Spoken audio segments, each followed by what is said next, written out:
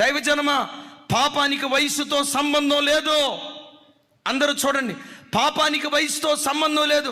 కొంతమంది యవ్వన బిడ్డలు ఏమనుకుంటారంటే, నేను యవ్వనస్తుడిని కాబట్టి శోధించబడుతున్నానన్నా, యవ్వన వయసులో ఉన్నాను కాబట్టి శోధించబడుతున్నాను, అదే 60-70 సంవత్సరాల వయసు వస్తే ఆటోమేటిక్గా నేను భక్తిలో స్ట్రాంగ్ అయిపోతాను.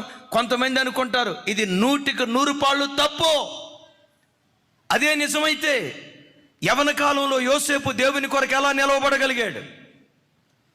అదే నిజమైతే యవ్వన కాలంలో దానియేలు దేవుని కొరకు ఎలా నిలవబడగలిగాడు?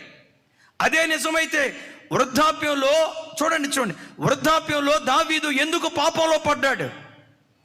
వృద్ధాప్యంలో పాపంలో పడ్డాడు దావీదు. యవ్వన కాలంలో దేవుని కొరకు బ్రతికారు యోసేపు, దానియేలు. ఇది మనకు నేర్పే పాఠం ఏంటో తెలుసా? భక్తిగా బ్రతకాలనే మంట నీ గుండెల్లో ఉండాలి, కానీ ఏ వయసులోనైనా నువ్వు ప్రభు కొరకు బ్రతకగలవు.